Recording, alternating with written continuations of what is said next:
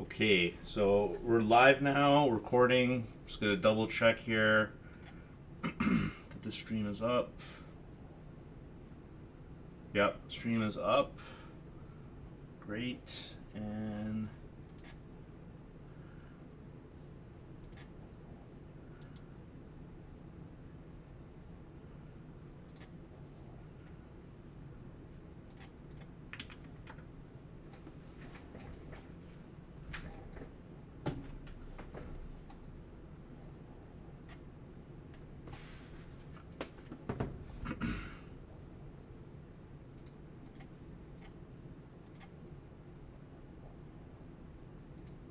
I think Nick might come as well. Can you guys hear me? Yeah, All right. Yeah, I can And hear you fine. okay, perfect. And Gaz, can you hear me? I can, yes. Okay, Can you awesome. hear me? Yeah, yeah, I can hear you both. It's good that you guys are both here because you guys were both doing new headphone stuff. So that's great. Actually, the last episode we had was I think one. I can't remember if you were there, but it was the headphone makers uh, show, and yeah, that was cool. Um, when was it? That was a year ago. Over a year ago. Over a year. Yeah, I think I don't know if I was in that one or there was another one a year before, I think, but yeah.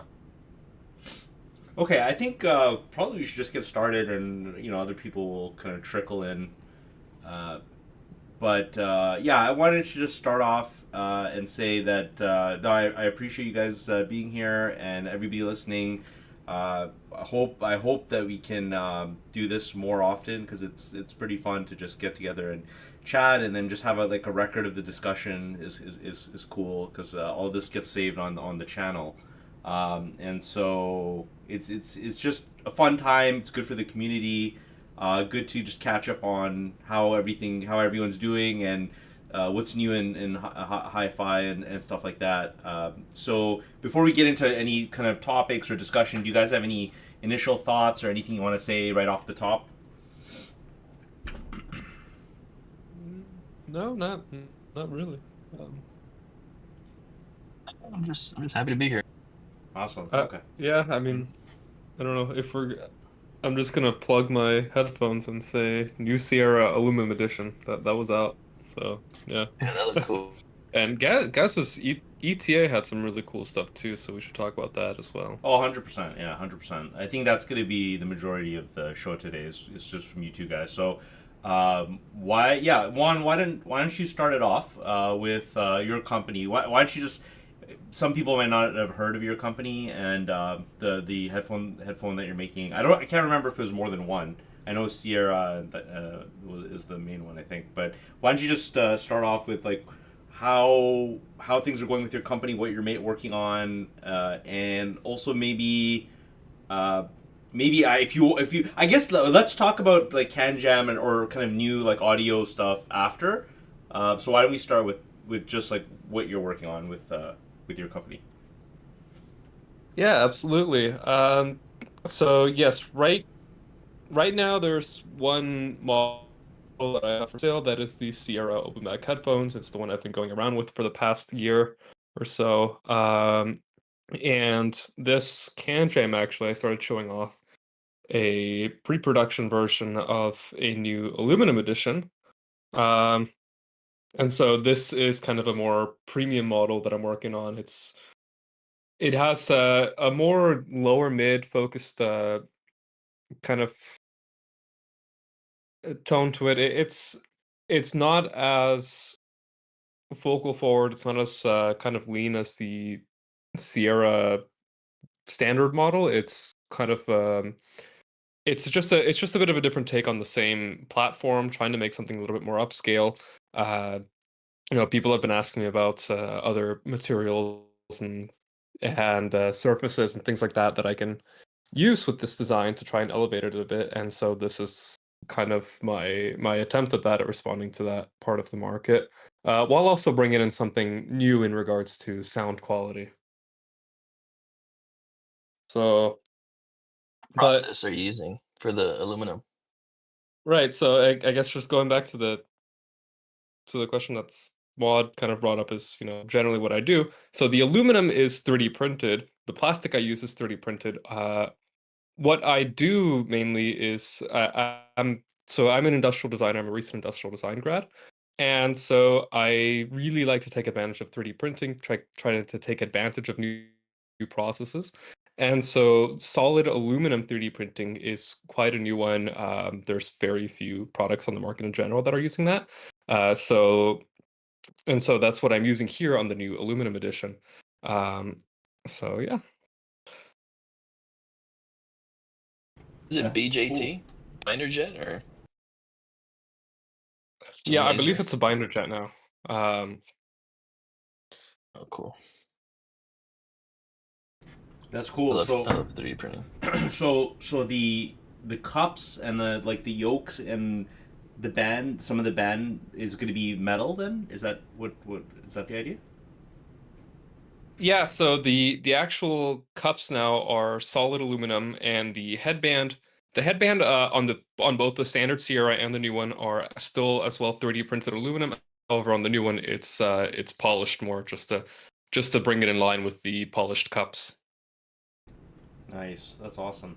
And Uh, you so it's and it to be clear, you said it's a dynamic Sierra's a dynamic driver headphone, right? Yes, that's right. Okay, So okay. Sierra is a dynamic driver headphone, and one of the things that I always like to do with my headphones is I really like to push as much low and high end extension out of these drivers as possible. So although this is an open back dynamic driver headphone, um, and this again going back to my original Everest headphones from 3 years ago, my main goal with these headphones is to bring really almost perfect end-to-end extension down to 6 and past 10 kilohertz. And to do that, I'm using a patent pending filter system that is able to electrically compensate for these things. So I don't need to use a sealed cup or a planar driver to get perfect extension on both ends. Wow. Can you tell us more about the filter? How does that work? Like, is it like one of those metamaterial Dan Clark things, or how does that work? No, it's really just an inline circuit. It's Oh, I see. you know the Yeah, so there is some, obviously there's a lot of acoustic stuff going on beyond that to get the sound that this headphone has. But in terms of just both ends of the spectrum, bringing those up to the point of linearity, that's all just being done on an electrical device basically, and it's all passive. All you need is just a little bit extra power off your amplifiers. Oh, wow, that's cool. And you said that's you have a patent on that, or a patent pending on that? Yeah, that's patent pending. So the implementation, the use of that in a vented headphone of this type is the patent. And again, this is something that I've been doing for a really long time. It creates a lot of advantages for me and a lot of flexibility in terms of the hardware I can use and the designs that I go for, and as well as things like weight. So I, these all of my all of the current lineup, the headphones are under 400 grams. They're much lighter than the competing planar sets. So I really want to kind of bring that comfort in without sacrificing performance, and this allows me to do that.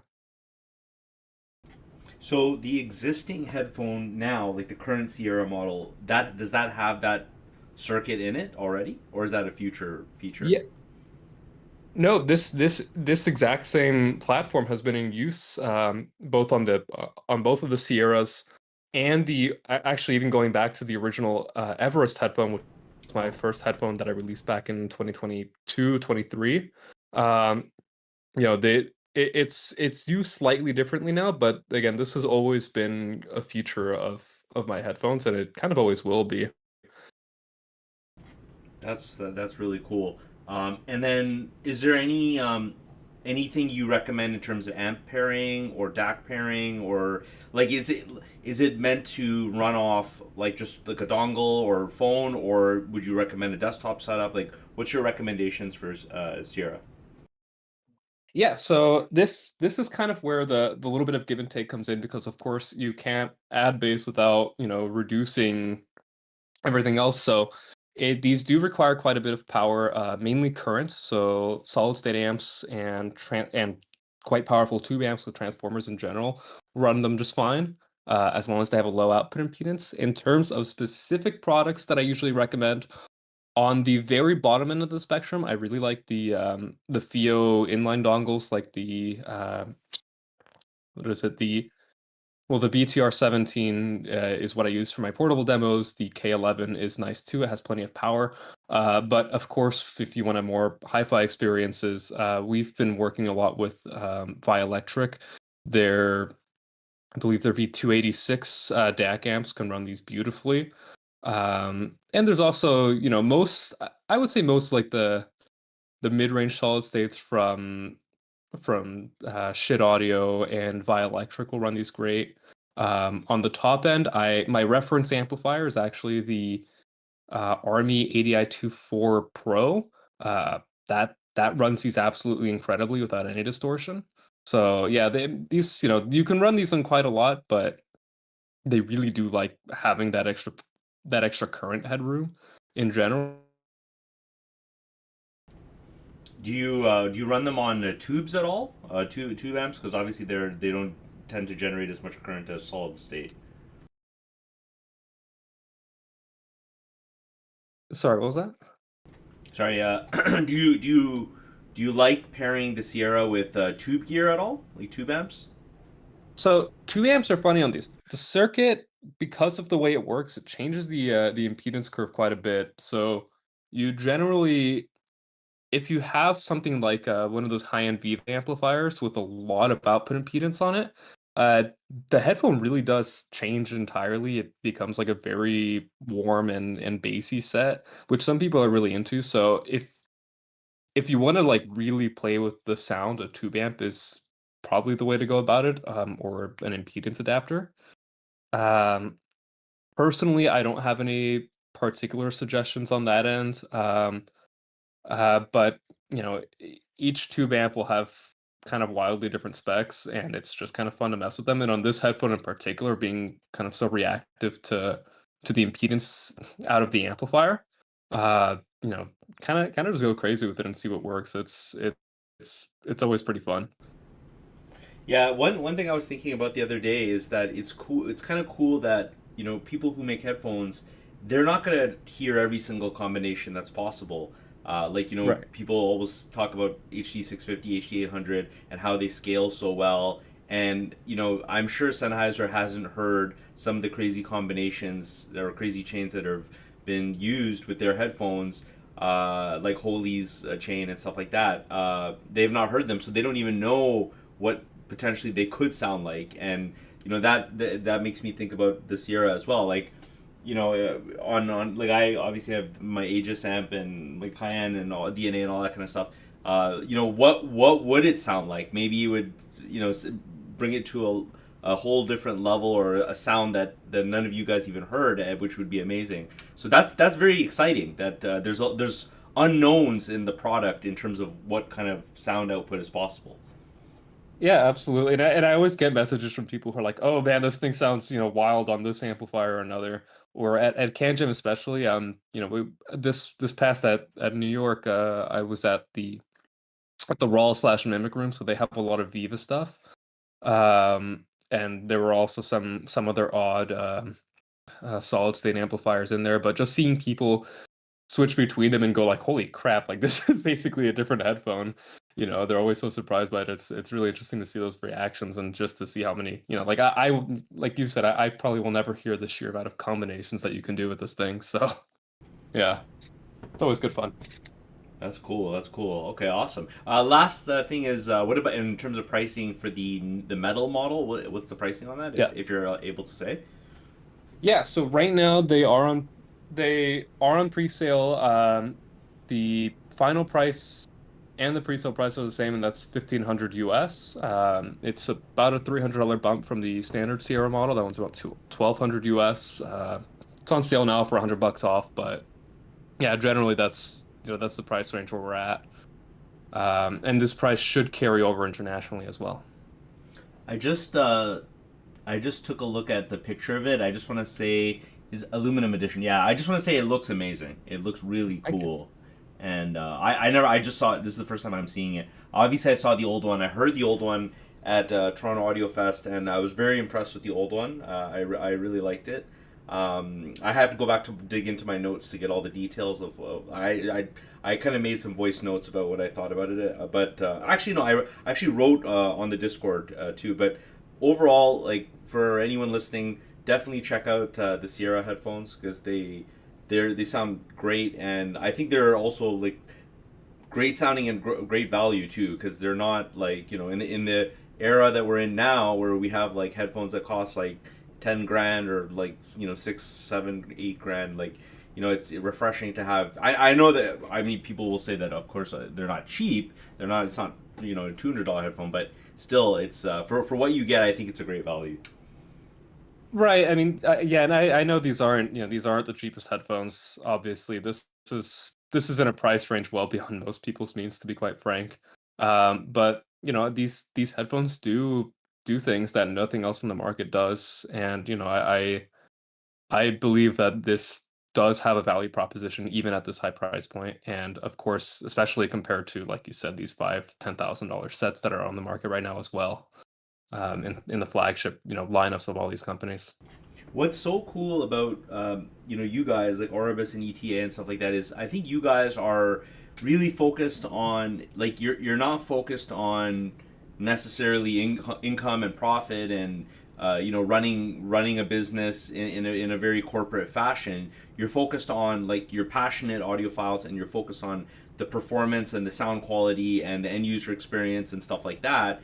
And so that's very refreshing, and I my thought process with you guys with these kind of more independent brands is that you're going to get you're like a lot more bang for the buck and great performance and a product that can compete with other items that are potentially more expensive. Again, I'm not saying that price equals performance, but I think hopefully you understand what I'm saying, that you know that's one thing that I love about independent companies is the attention to detail, the focus on sound quality, and potentially huge value. So that's one thing I appreciate about you guys.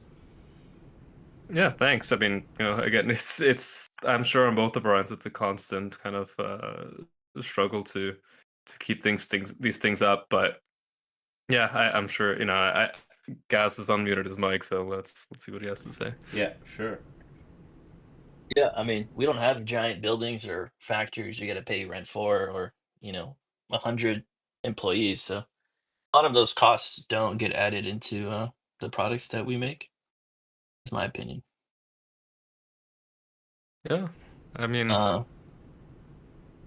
I mean, if I had 20,000 employees around the world, it'd be a lot different. Right, But right. I think I cost it pretty good. I mean, I still feel corporate as better procurement in some way, but it's a work in progress, and there's a snowball effect, and you're just working your way through it. I think. Um, I feel my costs only get higher every year, but I feel like the things I can deliver to people are much cooler as time goes on. Yeah, definitely. Well, speaking of that, why don't we flip over to you guys and to ETA? You guys have some new stuff going on, and I think ETA is pretty well known by a lot of people because you guys have been you've come out with so many products, and you're well known in various more hardcore audio communities like SBAF and stuff like that. So can you talk about kind of what your latest project is at all, and kind of what's exciting in the ETA world right now? Yeah, so we just decided to start to announce or tease our latest flagship. Um, it's a full fused nylon, multi-jet fusion build, and like that's done in London, and then headband is done in California, and that's stainless steel. um, with the suspension strap, and that itself is like super cool that we finally upgraded or changed our headband because some people didn't like the old one, but you know, work in progress, and we weren't focused on that at the time, but now we are for this model, and we decided to. Well, I mean, we've always done a lot of R&D, and we finally got to the point where we can announce what we've been working on for past couple of years. Essentially, it's the only Alnico headphone in the world. No one's really done it. They've done like Sumerian Cobalt and stuff. But this is actually Alnico, and it's really cool. Um, there's a lot of parameters that go into that. Um, and it was not easy to do. Yeah, man here on Nico, man happy. Yeah, so it's always been like a dream to get that Alnico sound in a headphone. It just doesn't make sense for big companies to do. I just don't think they want it to do it because it's really hard to scale that kind of product. But we like making bad decisions, and we thought it was a good idea. So yeah, I've been dedicating the last 3 years of my life to this. There's a few other things in there that I'm not ready to announce, but yeah, I'm pretty happy where it's going. We can mention, I think, the name of the headphone. I think, right? Because that's Oh known. yeah, You wanna yeah. say that? Yeah. So it pretty much is called ULI, and that stands for ultra low impedance, both electrically and acoustically, like the acoustic impedance, the airflow. Let's see, I got a Google Doc just just in my Google Drive. Yeah, it's something I've been working on for. Let's see, features. All right, here we go. It has a near zero acoustic impedance enclosure for optimal transient response and minimal motion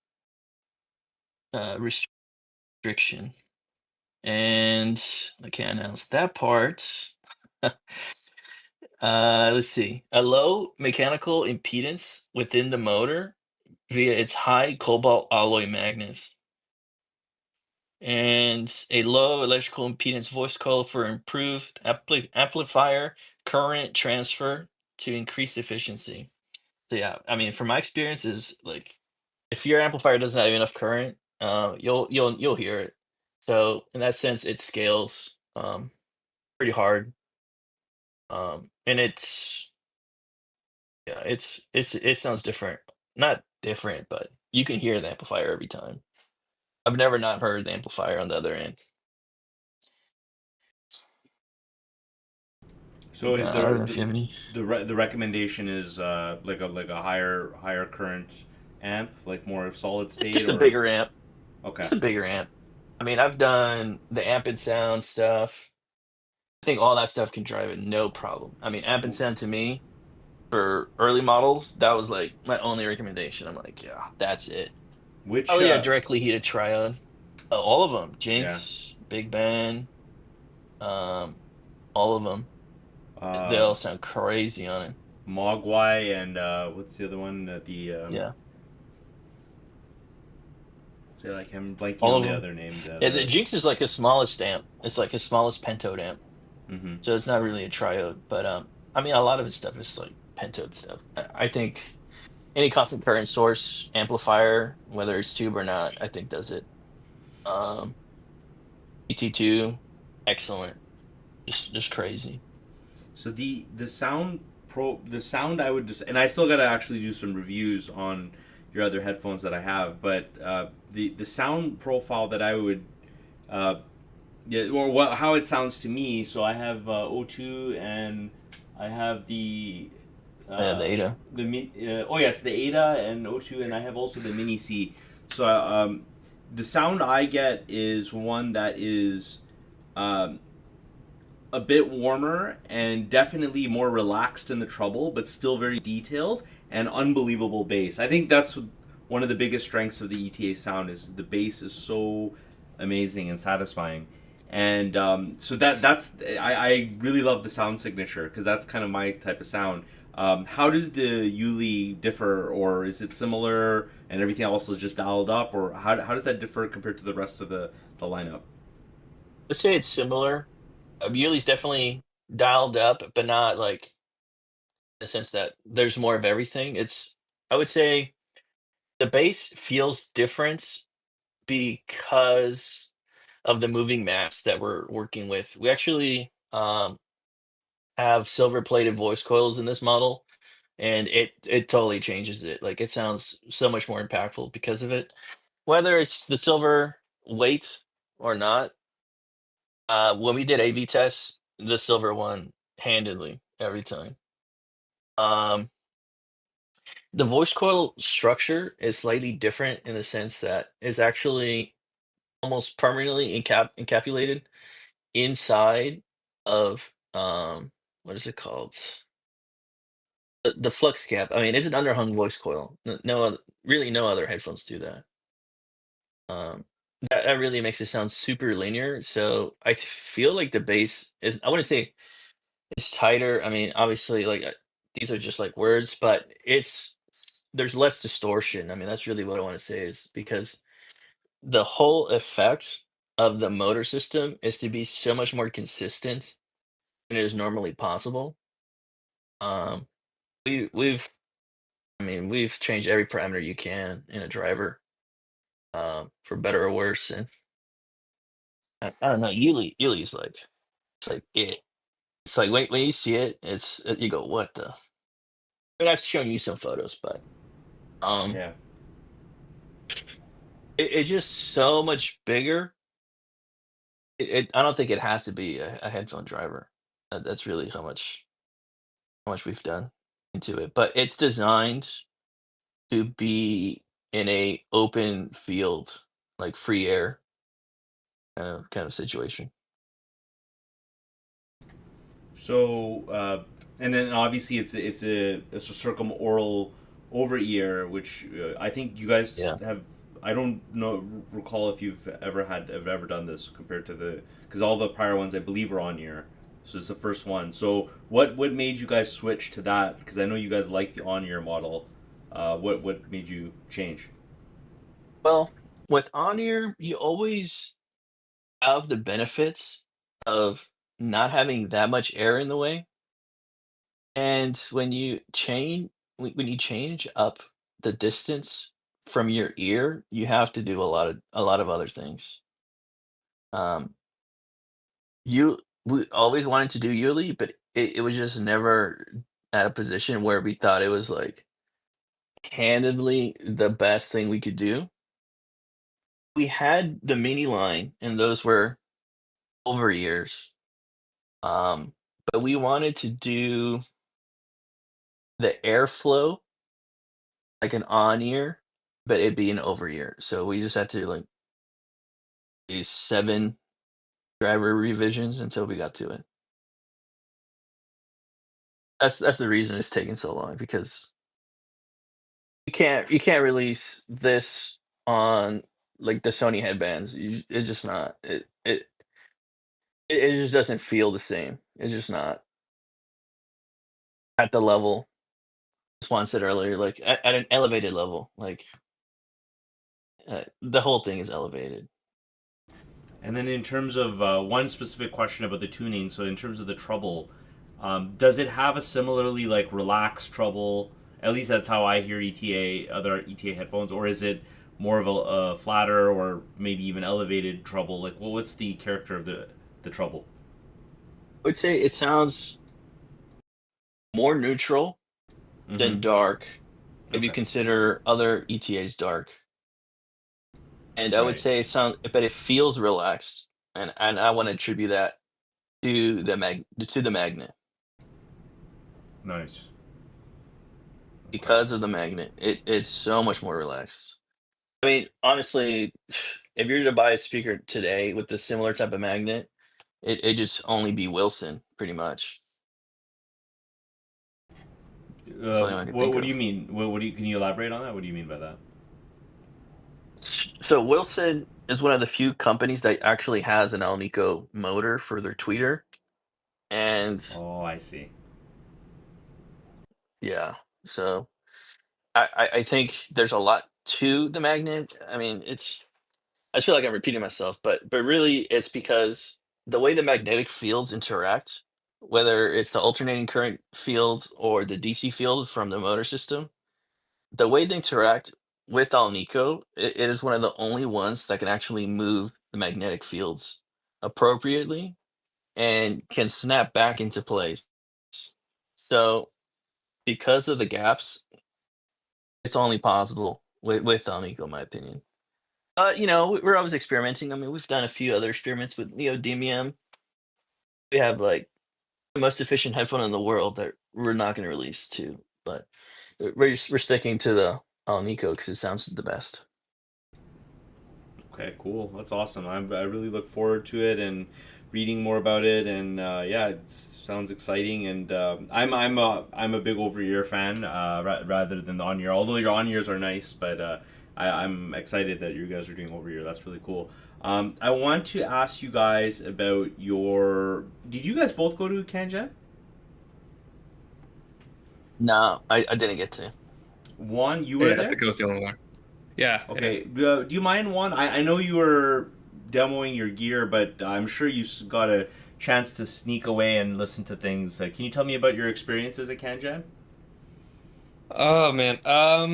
So yes, I was mostly just demoing gear, unfortunately, but I did get to try a couple of things. I think only thing I was really excited about at CanJam was the stuff that Pud brought over.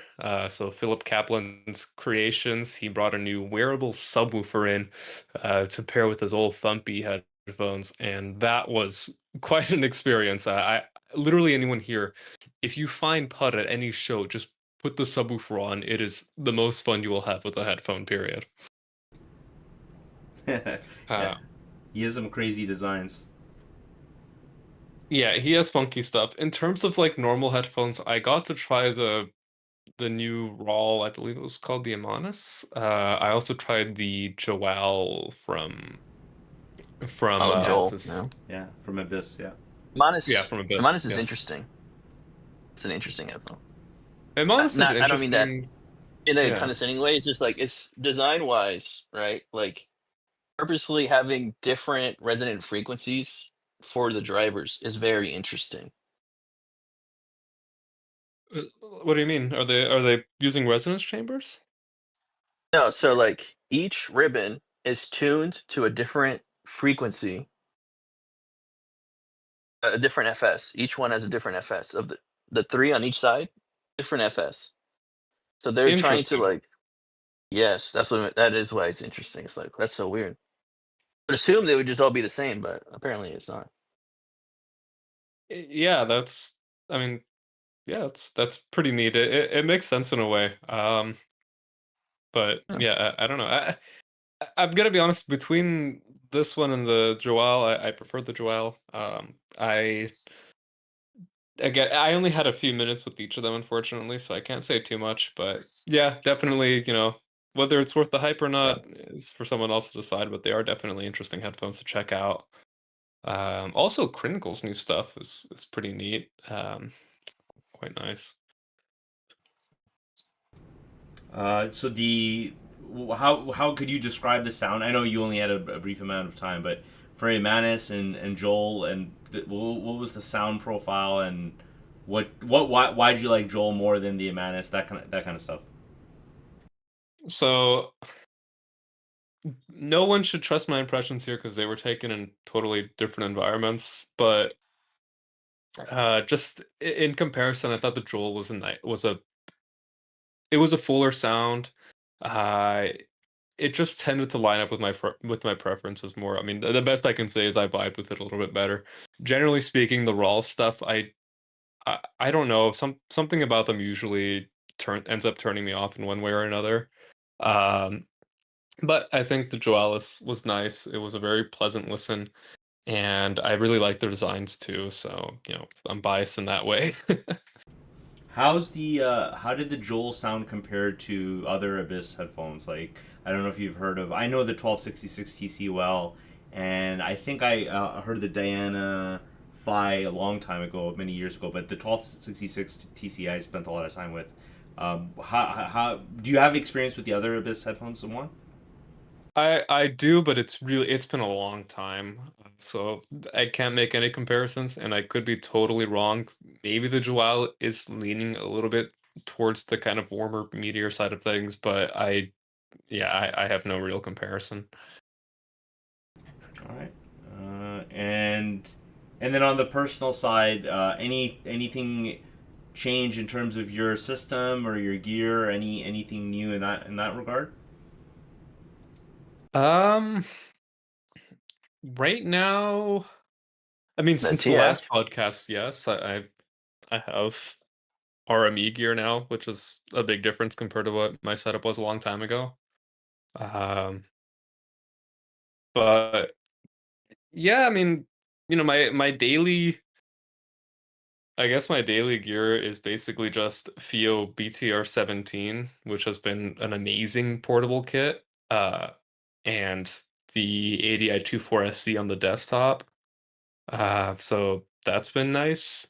Portably, I've been using a lot of wireless stuff lately, aside from my own headphones. So the JBL Tour Pro 3 has actually been a pretty impressive little portable guy. And then kind of going old school on the wired end with the Sony IER M7. That one's kind of an interesting IEM. I do like it a lot. Uh, but yeah, that's kind of where I'm at. Cool. What about you guys? Any new gear, or what's your system looking like since we last spoke? I have no tubes. I know. I have no tubes. It gets way too dang hot. You got to give up your No, but I audiophile love card, tubes. buddy. I'm just kidding. I love tubes. I love tubes. You might see more in the future, but I just have the Pitus Max right now. I love that thing. I think it's so smooth, and I think it does everything I need it to do. If I was to replace it, it'd probably be a TT2, which I had on loan. I love that one. Wow, Yeah, TT2, yeah. 8 watts into 16 ohms is crazy. Um, a Y stack. I think you would like that personally, Smod. Yes, yes. I've heard Especially, of, I've heard of White Stack in a speaker system. Yeah, I think it is cool. yeah, and a speaker system is crazy. I don't know if it would surpass a Denafrips like Pontius or something, but it's pretty impressive for how small it is. Um, Gear that's coming up, like Quest style M15i current drive stuff. Um, what else? Mm, Not much else. I mean, I've been trying to get into IEMs, but I just can't convince myself to take the plunge.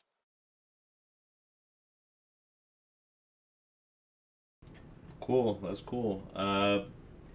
Yeah, I'll just say. Actually, no. Before the other question that came to my mind was, so you guys are obviously headphone guys. You guys are headphone creators. So definitely headphone guys. Do you guys dabble in speakers at all? Do you guys dabble in two-channel systems at all? Do you have a two-channel system? Anything like that? Yeah, but I'm just so focused on this next release that I just have not. We joke around about it. It's like it'd be cool if we made speakers eventually, but it costs way too much money to develop anything that isn't off the shelf. Yeah, yeah. So, sorry, did you mean like in terms of speakers that we're using, or Yeah, that you're like using, not making? not not things that you're making, but what you're using at home. And are you speaker fans in general? And you could maybe Of even course. briefly say, like, what do you think about the speaker sound versus the headphone sound? Do they scratch different itches? How do you compare them? That kind of stuff. I think they're different, and for my taste, I've always been fond of paper drivers and Alnico magnets. and I think that was the main driving force for Yuli is paper drivers and Alnico magnets. Um, tonally, I don't know. I don't know. I saw one video by a guy who makes the Sibelius speaker comparing both. He mentions that amount of air between our ears and speakers and headphones is different, and that's why there's a huge difference between them. But to push air like speakers is pretty challenging. Um, like the approaches are just different, like mechanically and acoustically.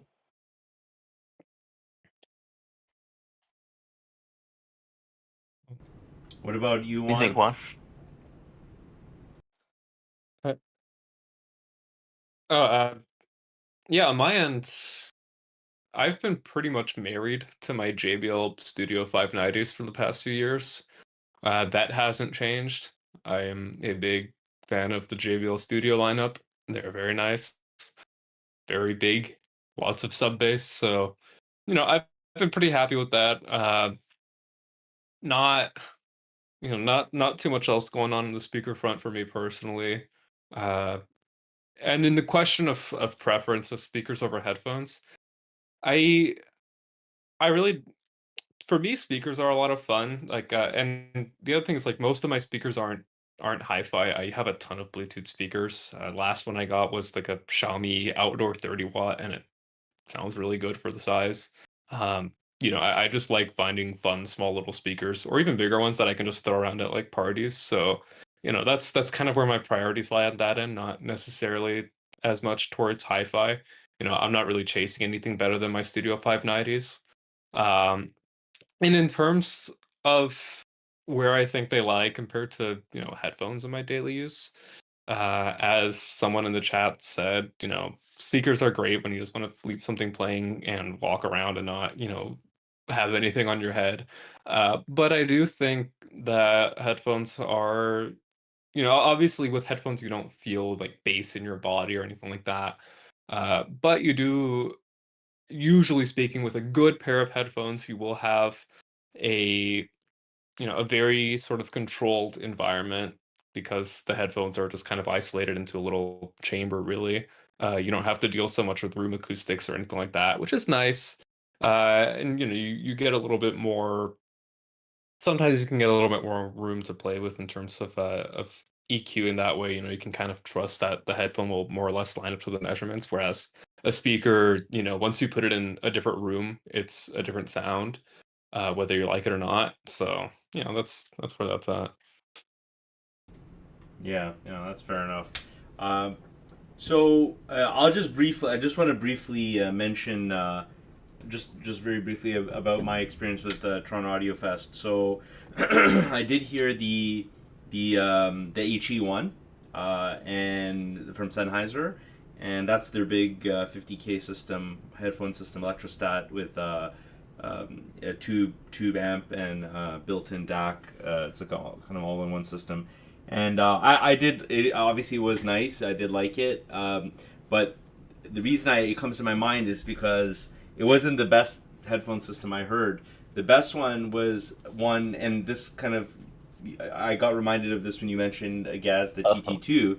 And I am still editing. I apologize. I've been so slow in editing and uploading this video, but there's a guy who came to the show, and his website, I think it's called AudioWise, and he came to the show and brought this system with a Mojo 2, I think, DAC, and then it had like a ton of stuff around it, like a ton of different cables and kind of isolation kind of devices, and then like the whole thing was inside this kind of RF blocking box, and then the entire system was on this like huge battery bank, and so that was the system, and then it was connected to I think it was called Acoustic Arts or Audio Arts or something like that. It was a tube amp. I think it was actually a tube pre with a head out, a headphone jack, and I heard the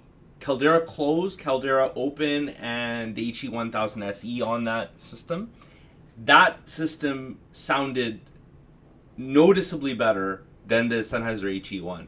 I was really blown away by it. That was one of the best headphone systems I've ever heard, and I was truly amazed by it. And it was so clear, so natural.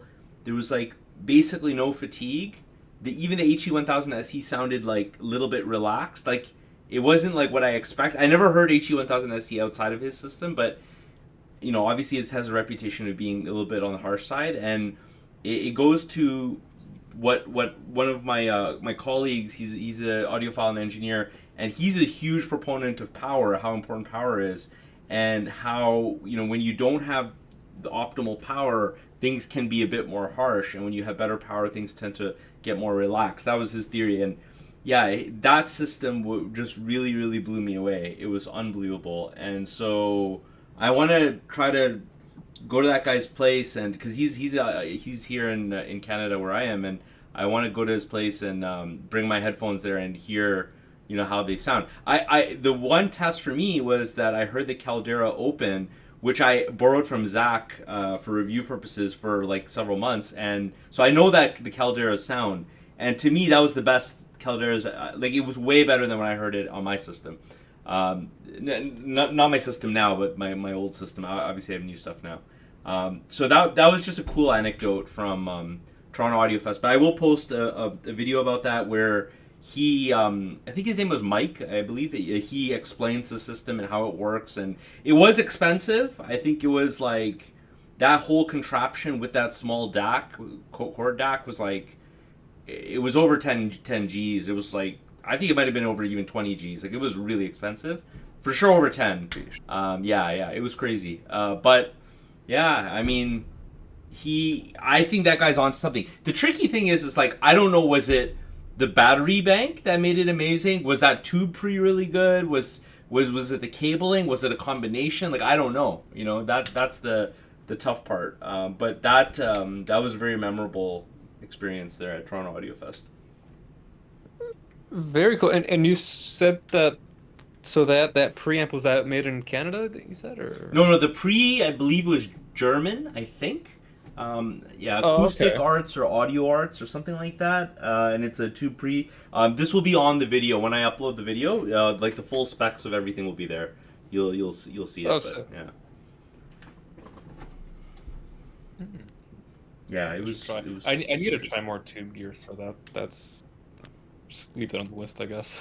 No, 100%. And the one other quick thing I'll say is It's really good. the one other quick thing that all the people that are in SV know, because I've been talking about it for a long time. But I finally finished my Aegis amp. That's the Lord Gwyn design from Head-Fi, and then ZMF has a commercial version. And for you guys, Gaz and Juan, if you get a chance, definitely check out the Aegis, because I love this amp. It's amazing. It sounds like incredible. It has a good balance between like a tube sound and like more kind of a richer kind of old school tube sound, and more of a kind of a faster neutral solid state sound. And I compared it against my Cayenne amp, my 300B Cayenne amp, and my DNA Stratus V4, and I haven't rolled the Stratus that much. The Cayenne I rolled a little bit.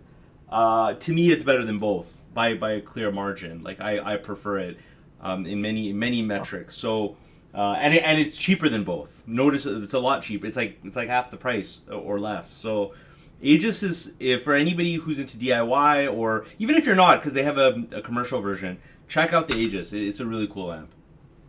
Is this the one that you posted like a year or two ago and said you'd build? Yeah. I took a long time to build it, but I mean, in my defense, I wasn't I wasn't like really putting a lot of hours into it. I would like do like a couple hours, and then I would not build it for like months. And then I did run into a lot of problems with it. Everybody knows I'm not a good builder. I'm pretty bad, but and it was a frustrating build. But when I finally got it working, I can tell you now that it was worth it. It's such a cool amp and sounds amazing. Awesome. Yeah. So Yeah, if you get a chance, listen to that as well.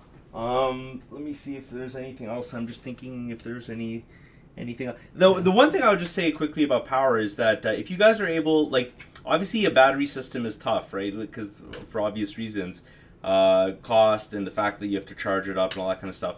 But I'm a big advocate of the Puritan stuff. I have the 156 on my headphone rack, and I have it in my speaker system too. And honestly, it's really, for me, it made my sound a lot better. So if you're able to at least borrow a Puritan, put it in your system and just see what happens.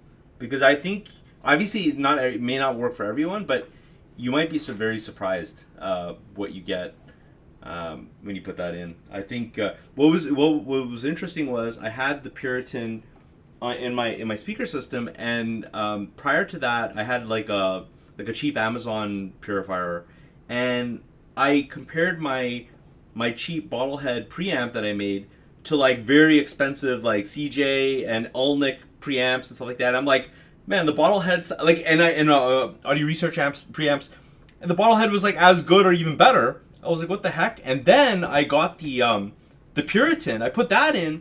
The bottlehead sucked after that. Like those more pricey, like more expensive, kind of fancier amps, or preamps, were way better, right? So it was like almost as if the power was holding the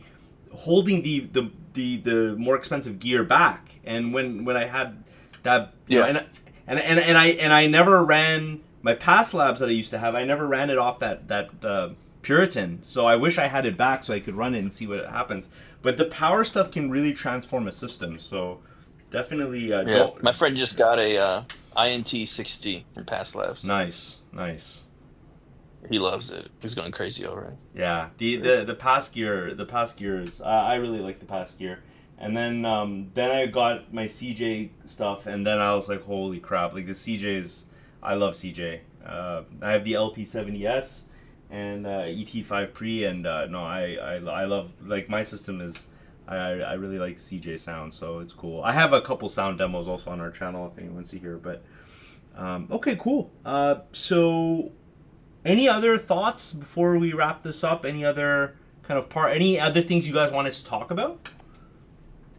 Oh, actually, speaking of like DIY amps and stuff, did you see the stuff that Parker was showing off at CanJam? Oh, yes. He has a battery amp. Yeah, he has a battery. He has Yeah. a couple of them. They're actually I Associate's totally very good. yes, I totally forgot to talk about them. But yes, Parker was showing off his creations and his DIY amps, and they're very nice and they're very small, and they do have a decent amount of power. I just wish he could sell them or sell the kits or something because they're I've tried, trust me.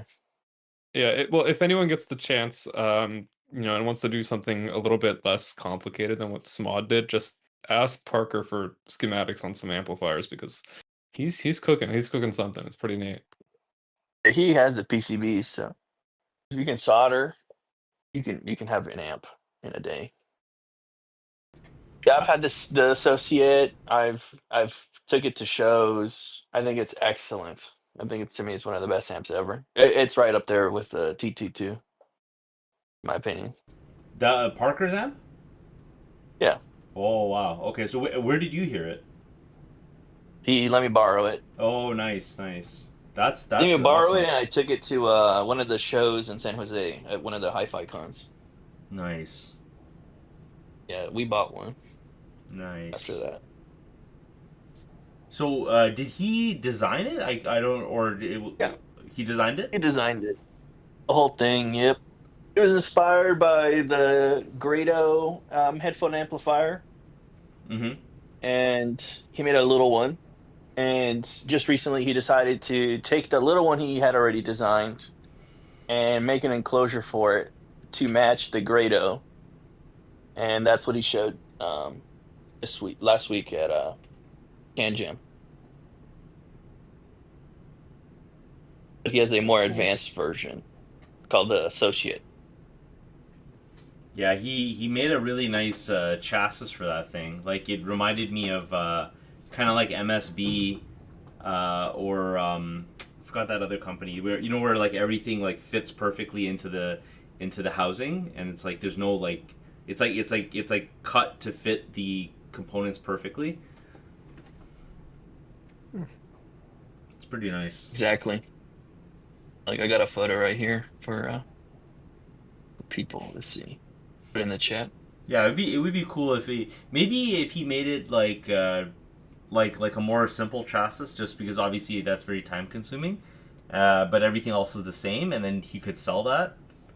That would be interesting. I bet he would make a lot of money off that. A lot of people would buy that. I bet he would. Yeah. And yeah, Especially when you hear it, you're like, oh yeah, come on. yeah, he spends a lot of time on those enclosures.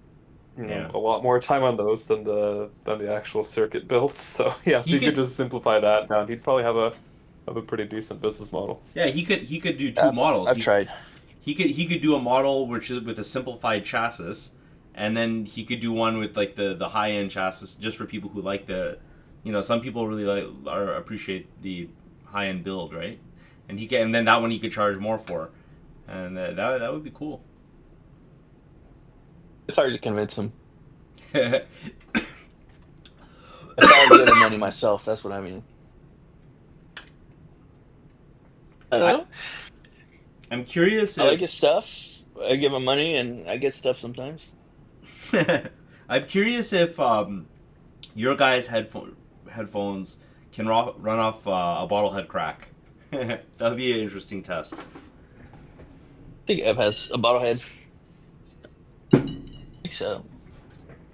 But it's not like it'll be too bloomy. It's just there might not be enough current in the power supply. Right. I've ran previous Yulis on the ZDS Xanadu OTL versions, which I think are pretty similar Right. to the bottle head.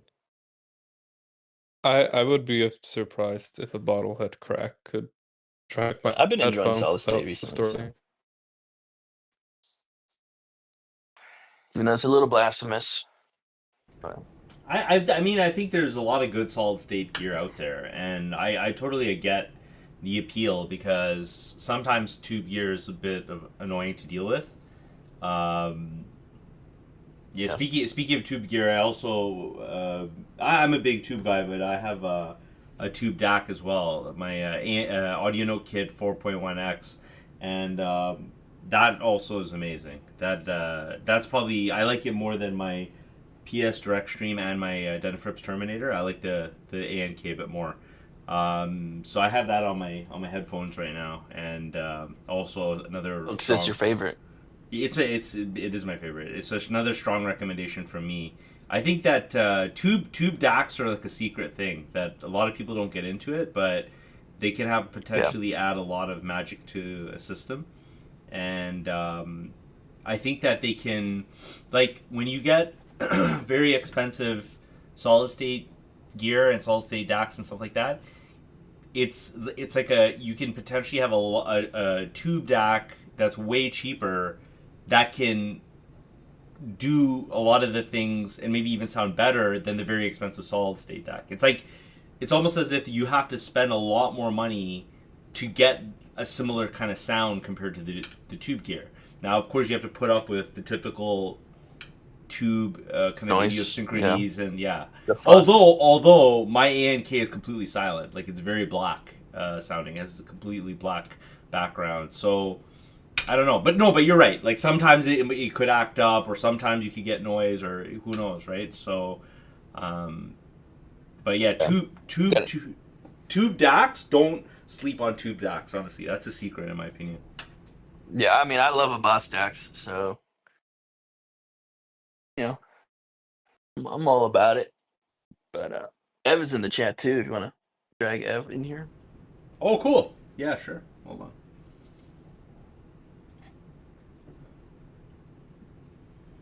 Hello. Hey, Ev. How are you, man? I'm pretty good. I just got home from driving around. I'm printing some stuff, so you might hear some noise in the background. Oh, hello. Yeah, thanks for joining us. what I would, I mean, I asked Gaz a lot of questions, but I would definitely like your perspective too about kind of the newest stuff you're working on, whatever you can say, and your philosophy on your newest headphone and that kind of thing. And I guess I heard very positive things from the show from people that have heard it.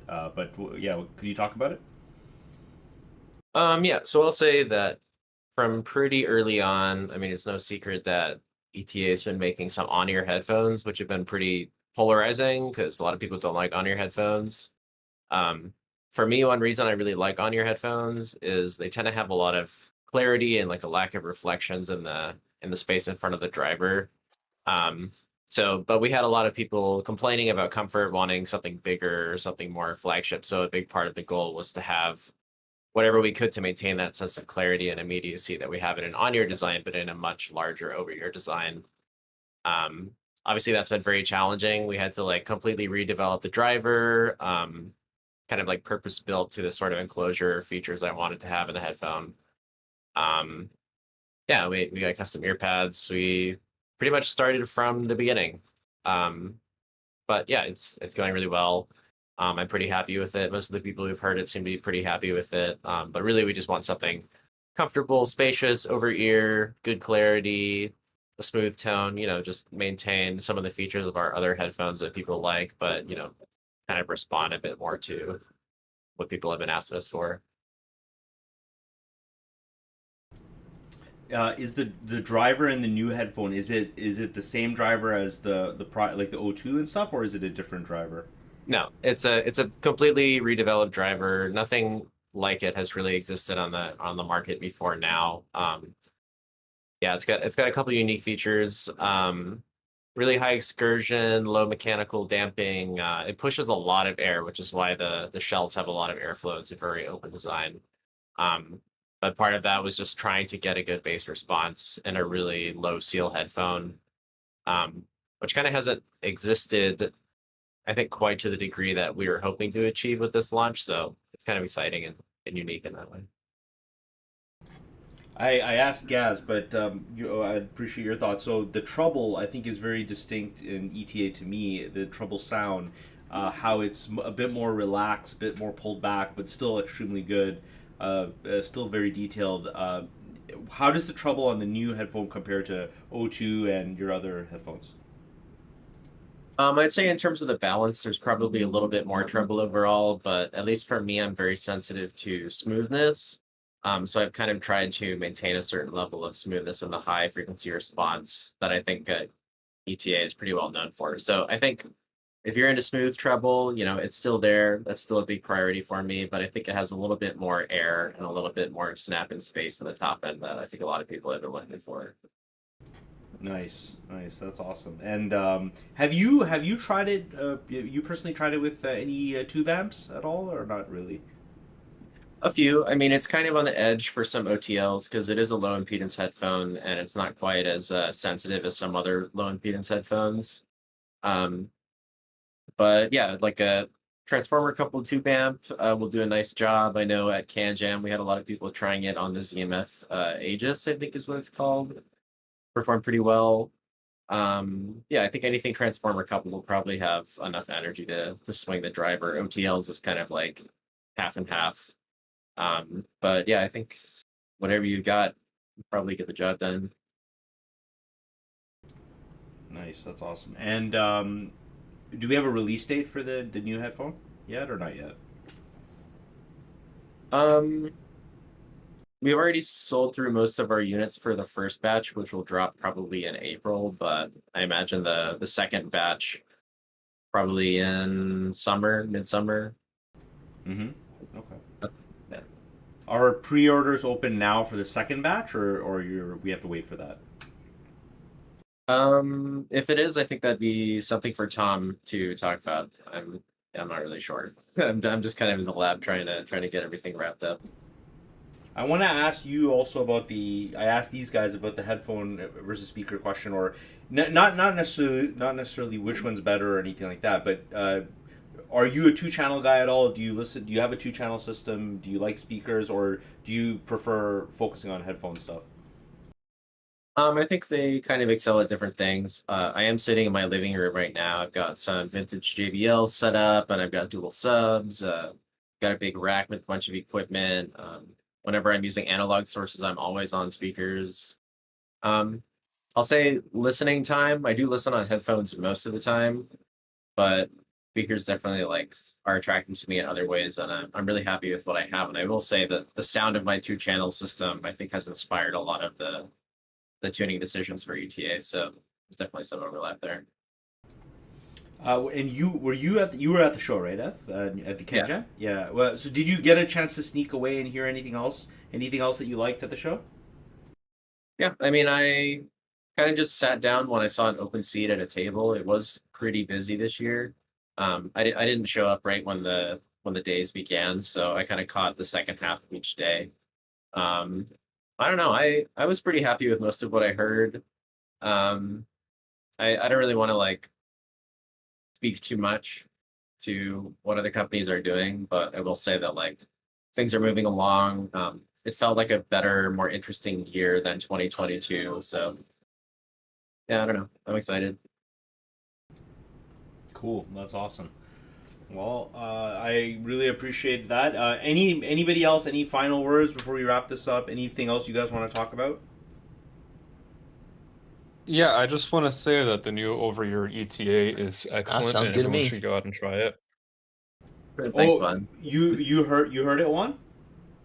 I heard 2 of the prototypes No, I'm that just Ev saying that brought sounds out. good that you can just end the Oh no, hold on. podcast. Juan is talking about the ETAs that he's heard. Let's hear what Juan has to say. Go ahead. Oh, Go ahead.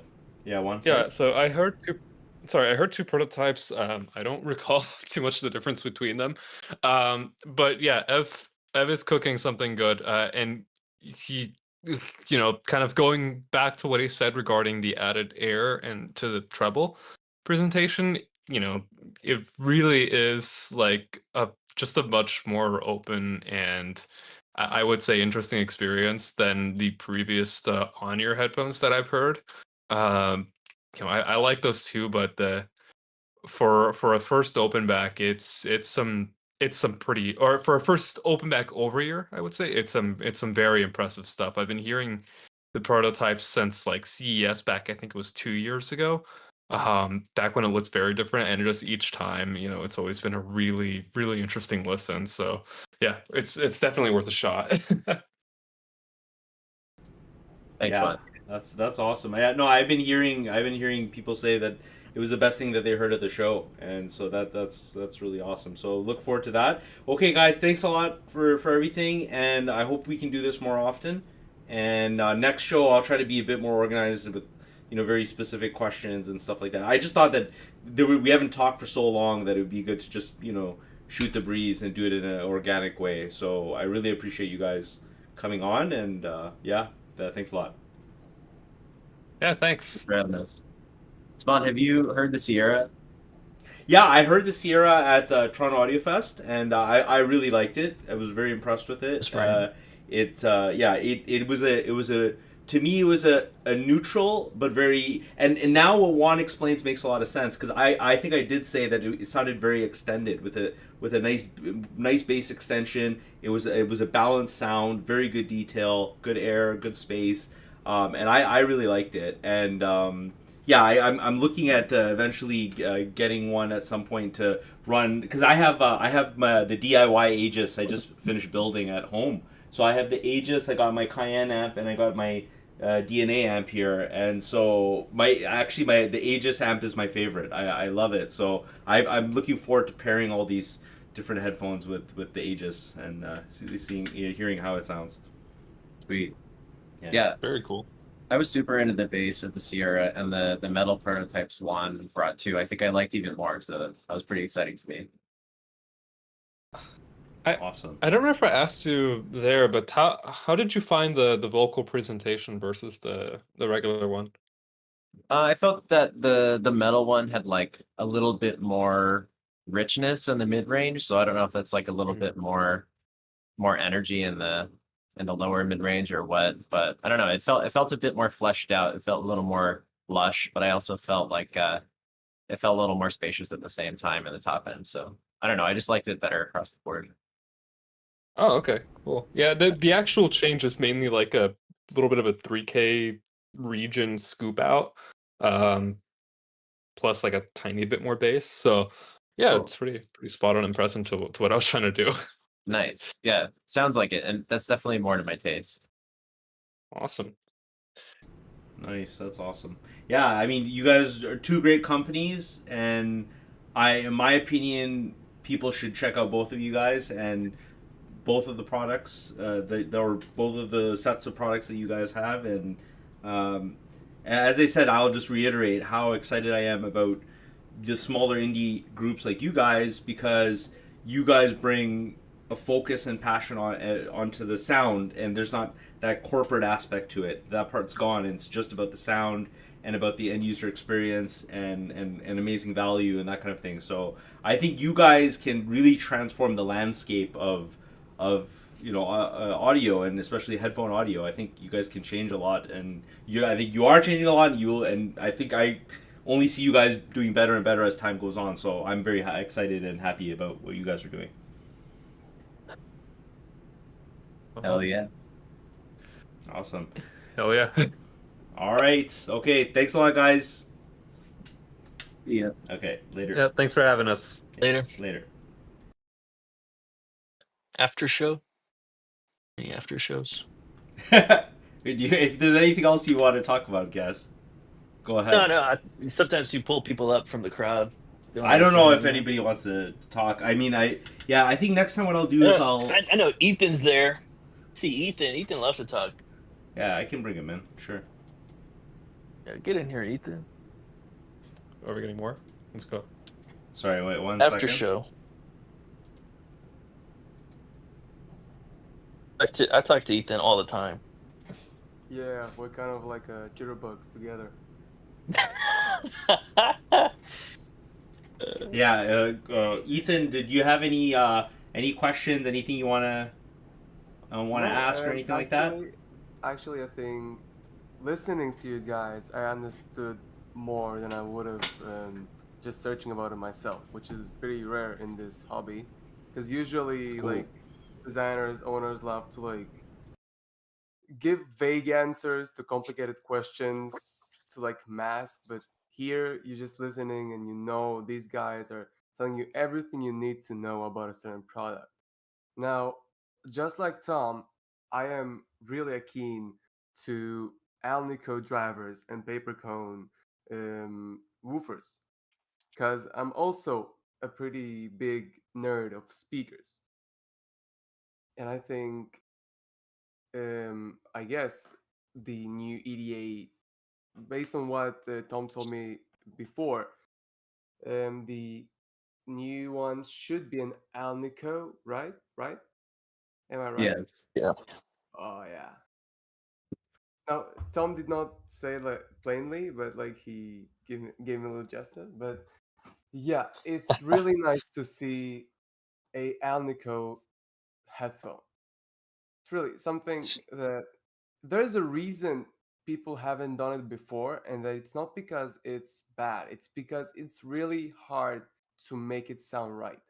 And if ETA made that possible, the hopes and the possibilities with the ETA brand will be infinite, in my opinion. Oh yeah, you get it. Mm-hmm. You get it, bro. Haha, shake my hand. Virtually, shake my hand. All right, here's your check. I mean, We're gonna talk later. We're gonna talk later. the first Alnico prototype driver we made, because Alnico is so much weaker than neodymium at whatever size, it was so inefficient it was impossible to drive on like anything. Like I plugged into my speaker Impossible. amp with like 30 dB of gain, and it was still like whisper quiet. Wow. Okay. Wow. So we had to remake the driver several times and make all new molds and make it 4 Yeah. times as large as it originally was, so that it could be powered at all to sufficient volume. How It big was is just the not driver? possible. Would it look like 50 normal? millimeters diaphragm, Yeah, but length, it's pretty long. it's thick. It's super thick. Each driver weighs Yeah, I over 2 saw that was- ounces. That was quite the magnet. It is. You know, I wanted to ask something. Something came to my mind. So, Ev, obviously and Juan too. Obviously, you guys are both very smart when it comes to design. And Ev, you working on kind of the driver side and that kind of thing. Do you have do you like what people like Borenson are doing with their technology and their drivers? And you know how he has so much design in his drivers with the magnet and the basket system and all that kind of stuff. Like, are there any pure speaker guys that are doing their own drivers that you admire or you like, or maybe you Of get course. inspired by? I mean, yeah, like I love reading patents for driver manufacturers' technology because I mean, engineering is like a game of compromises, right? But the way that people prioritize certain aspects of performance and design around them is like it's super interesting. Um, I don't know. There's a lot of cool stuff out there. Obviously, when it comes to like novel driver technology, you could fuck it up really bad, or you could get it right. And there's all the other decisions in the tuning process that can kind of make or break it either way. But yeah, I really like Lothar drivers. They have silver voice coil, which I guess is like a bit inspirational for some of the decisions we were making. And my JBL LE14A woofers. I mean, they're vintage, but they're paper cones. They have Alnicom magnets. So I don't know. I like what I like, and I kind of follow the rabbit, I guess. Does C's do El Nico as well? C's or ScanSpeak? I don't think so, but C's, do they do? I feel like Joseph Audio talked about that, and C's does. Do they do El Nico or no? I think it's in their exotic line. I think that's the Yeah, driver that Wilson uses. Yes, CS, yeah. C's Yeah, and Tranner. And they're very expensive too. yeah. I think for a driver, for a standalone driver, yeah, it's expensive. I think $1,000 for a single. For a single. It's crazy. For a single. Yeah, and the other one that's super expensive is the newer Ellipticore series from ScanSpeak, where they have the elliptical voice coil. I don't know if you have you Those seen are that cool. Ev at all?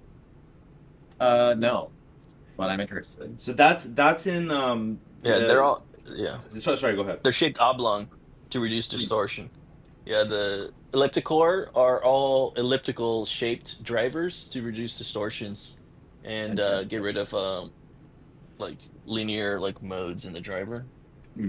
So Supposedly pretty good. they hired ScanSpeak hired Trolls Gravison to build speakers to showcase their newer driver technology, and he made this it's a DIY design, A50 Mark II, I think it's called, and it has an ellipticore dome mid, and then tweeter and an elliptical even woofer too. And one of my buddies has his speakers, and he's like blown away by it, and it sounds. He said it sounds like just unbelievable. So anyway, when you started talking about the drivers, I started thinking about speaker drivers and all like newer technology and the new designs. And I know Alon Wolf does his own stuff too with graphene and honeycomb wafer stuff in his M series Magico. And I think I just find that technology side, the technology discussion, really interesting. Obviously, I don't know anything about it. You guys know about it. That's why I look to you guys for the knowledge on that. I mean, I will say that the new ETA driver, nothing about it is necessarily inherently new in terms of its features when you look at it in the context of the loudspeaker world. It's just kind of new for the headphone market, I would say. Right. But it's not like super exotic technology or anything. It's just kind of like we took some inspiration from the past and kind of brought it to the headphone world, I guess. So. That's cool. No, it still sounds great. I mean, yeah. Sorry, go ahead. Go ahead. We've got some kind of like crazy ideas about very interesting novel driver technology, but I think at this point, since we're still not like making drivers using our own machinery, we're kind of like subtracting or contracting the production of them. We don't have like the ability to control each parameter separately without having someone else kind of like enforcing minimum quantities and whatever. But I think Right. hopefully in the next like five years or so, if we can get the equipment to make everything ourselves, then we're going to be experimenting a lot more with some wacky stuff.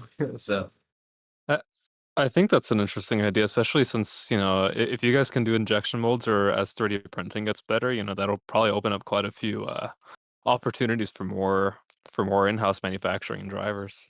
Yeah, I would love to do that. Yeah, I think they would all be metal frames, Or that whether too, yeah. they're zirconium 3D printed, like what is it, the Audio Group Denmark stuff, or not, or just CNC milled. I mean, I think that's the direction we're gonna go into because I mean, Yeah. plastic frames can be really good, but there's a lot you need to design into them to make them excellent. Donald North specifically has kind of taken an interest in our driver development, and he was talking to us that eventually, if we go in house, we can team up on some of his patents and see if we can like get some of those things going, or at least try them out. That's kind of exciting, but that's all just kind of word of mouth at this point. We don't have any agreements. Cool. I think that's Cool. extremely exciting to me. If you could, team up, that would be huge. I think, but we'll see. That sounds really cool though. I agree. Yeah, I I mean, agree. I'd we're like to see so that. we're so passionate about this, and it's like, when do we stop? Like, when does it stop being realistic? I haven't found that out yet. I don't know when it's unrealistic, but it does seem pretty kooky at times. It's like, would that happen? It's like, yeah, it's happening. It's like I'm Um, stupid in terms of like investing extreme amounts of time and effort and money into like chasing diminishing returns, because it's like if you stack up enough diminishing returns, eventually you get a real difference. So I'm kind of interested in finding that, even if it's like hard to imagine based on what we already have. Mhm. I think it's also the brand power too. Like at least in the niche audiophile circles that we're in, when you put if you say Donald's involved, then that's gonna also push you guys more into the spotlight. But and then obviously from the technical side, because obviously he's a genius too. So. But anyway, as I said, I hope the best for you, and I hope you guys can make it work. And I think that I think regardless whether it happens or not, you guys will do well. That's my feeling. grown a lot these past years, whether that's like more sales or customers or more recognition. I mean, I think what we're making now is some of the best we've ever made. Yeah. And to me, that's always the goal. It's like, just make it better every time.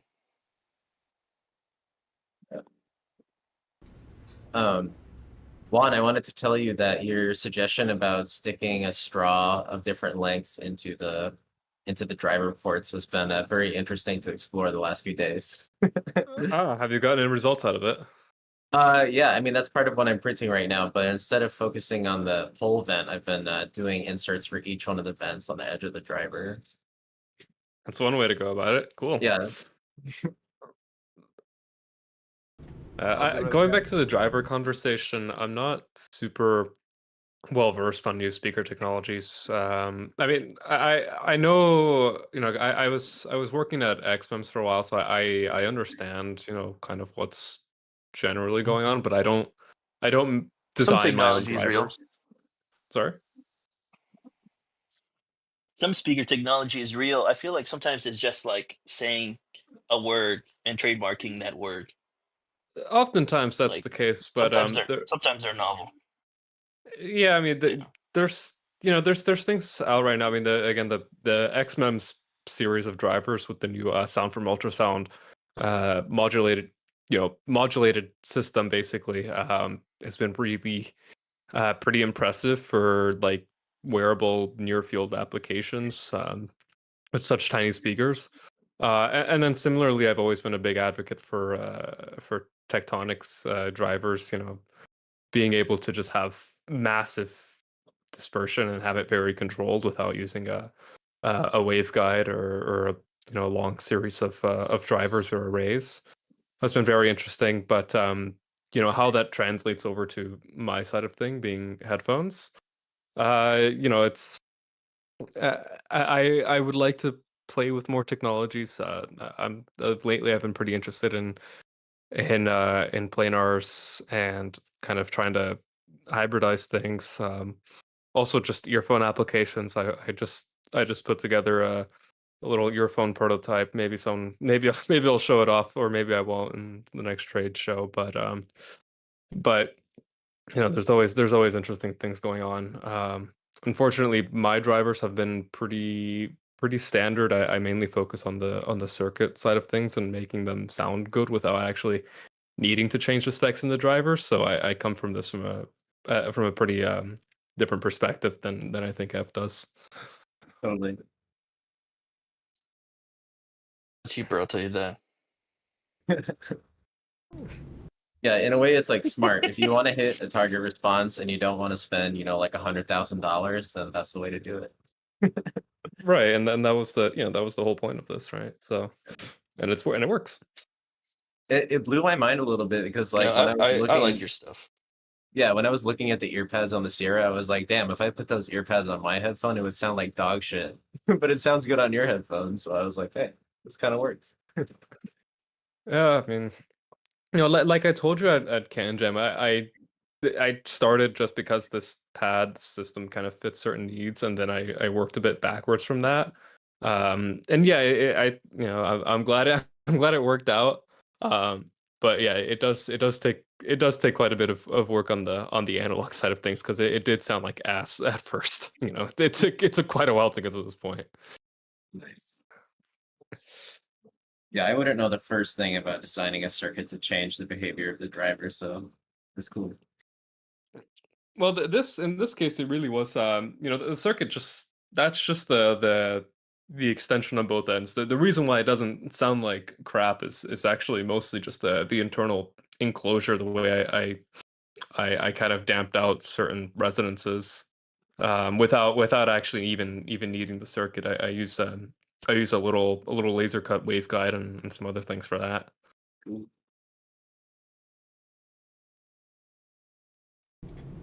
Yeah. Cool. That's cool. And Ethan, anything else, Ethan? Any other questions or anything else you want to say? I don't know if he's still there. He might not be there. He said BRB 10 minutes. I talked to him a lot. He went to go get a cigarette. Okay, fair enough. Okay, that sounds great, guys. I appreciate that, and again, thanks so much for doing this, and I hope we can do it again. And then I'm gonna, for the next show, I'm gonna work on some very specific questions just to foster the discussion. But I think even without any questions, we had a nice show today. I really liked the show. I really enjoyed it, and I miss doing this with you guys. It's really fun, rewarding. So thanks a lot. When's the next one? It's up to us, and we can decide. Maybe we could do it in a week or 2 weeks or something like that. Something like that. Yeah. I'll announce We it. definitely have to do one for Munich. When is Munich happening? May. May? Oh You yeah, for sure. Oh yeah, we'll definitely do it. Yes. Yeah. I'll be there, so Going to Munich? I'll be able to bring some things back. What? That's crazy, man. That's crazy. Are you gonna listen to Gonna get speakers too? dealers? If I have time, I'll be displaying at the Lake People / Phi Electric. I guess. Oh, Nice. shit. Nice. That's cool. You're a shill. That explains your love for the Bioelectric. Oh my god. Yeah, I said at the beginning I'm doing work with them. Like yes, I am a shill. The V200 was Yo, my I wanna second be shill ever for- dedicated head amp. I keep begging them to send me a 226. yes. I really like that one, honestly. We're not live, right? We're not live, right? No, we're still going. Oh, okay. Oh, but on YouTube? Yeah, still on YouTube. I didn't stop anything. Oh. Fuck. This is the best part of it. These after show discussions. Yeah, nice one. Congrats, bro. Thank you. Yeah, that's cool. One. If you ever lose track of one of your stuff, just let me know. It would be cool if they started regularly using your headphone to demo their gear at shows. That would be badass. Well, that's actually the idea. So from here on Nice. out, at starting Exclusive? almost, yeah. So Wow. here in North America, Bioelectric goes through AMS, which is American Music and Sound. They do Fostex as well, so you'll always see them with Fostex headphones. But we did have a little trial at the last NAMM show where we did have an Orbis Acoustic setup on their side of the table. And at now expanding that at Munich, it will be all Orbis Acoustics. So we'll have 6 Orbis Acoustic stations set up with whatever headphones I have available at that time. And going forward, that will most likely be the case at all of their international trade shows. Damn. That's so cool. That's awesome. Sick. And same thing in China as well. Hopefully, we'll have a little setup alongside them. Me with you, bro. I'm kidding. I'm happy for you. Thank you. I do want to go to China though, but I Can I do too. touch? My headphones get to go to China, and I don't, which sucks. I think we sold a mini clothes to China at some point, like a new customer I'd never seen before. I was like, is there going to be a clone on the market soon? Oh my god. I remember that. I remember reading that email and going like, really that far? Because we I got a sold guy from his- Pakistan yesterday. That was something. Whoa. Wow. Yeah, I had to send an Cool. email like, "Hey, is this guy real?" We got a Excellent. question from Beebs in the chat. He wants to know about the Uli ear pads. Cool. Yeah. I can take that. Yeah, so Mhm. they're not Don't quite say all as, of it, but you can say most of it. All right. Yeah, they're not as thin as the HG800 pads. In fact, I'm waiting on some new samples that are 30 millimeters thick, so they're actually very thick. But something that I found is that the boundary reflection issues and the kind of like ear pad surface material coloration that I've grappled with a lot just comes down to the ear pads not having enough airflow. So we're having very high airflow ear pads, which were inspired a little bit by the original D8000 ear pads. Because they're a woven textile. It's not like velour. It's kind of like sheer fabric, so air just passes right through. That's cool. And part of that was also like trying to maintain the free airflow you get from foam ear pads, which was something that I've always been into, but a lot of people don't like the feeling of foam on their skin. So we were like, let's use a low density foam, put a very breathable textile on top of it so air can just pass right through. Yeah, and the HG800 ear pads are actually not very high airflow. They have flow underneath the lip, but on top, they seal a little bit. I've actually stretched out a pair of Grado ear pads really far and put them on a HG800 baffle, and it was actually surprising how much it changed the mid-range response. The pads are super lossy.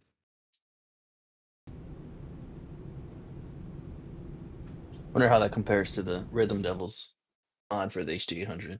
Oh yeah, He's cooking up. He's doing a planar, I think, right? He does planars, but he modded one HD800 and he's been really enjoying it. Oh, I see. Coming to the dark side, I don't know what to tell you.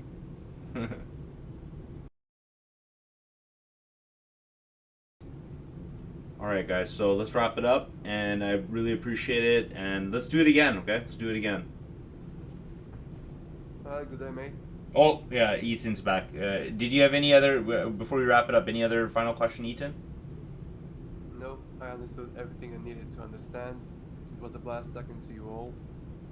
I learned a lot about design and about what it's like to be an indie brand in general. Cool, man. Oh, I can That's tell you awesome. more about that. Yeah, Very Tom, cool. if you wanna speak in the voice chat, in the We can hop Discords. You guys, you know what you can do? I'll tell you what. If you guys want to just stay in here and just chat, that's fine. I'll just turn off the stream, and you guys can No, keep we- talking if you want. We can move to the general voice chat. I think that would be a better. Okay, solution. whatever you want. It's up to you. No problem. Yeah, we'll just swap channels. Okay. All right, guys. Thanks a lot. Good day. Thank you again, Thank you. Smod. Thank you so Thank much. you. Thank you. Thanks, Mod. Congrats, you. Swan. You guys later. Later. See y'all.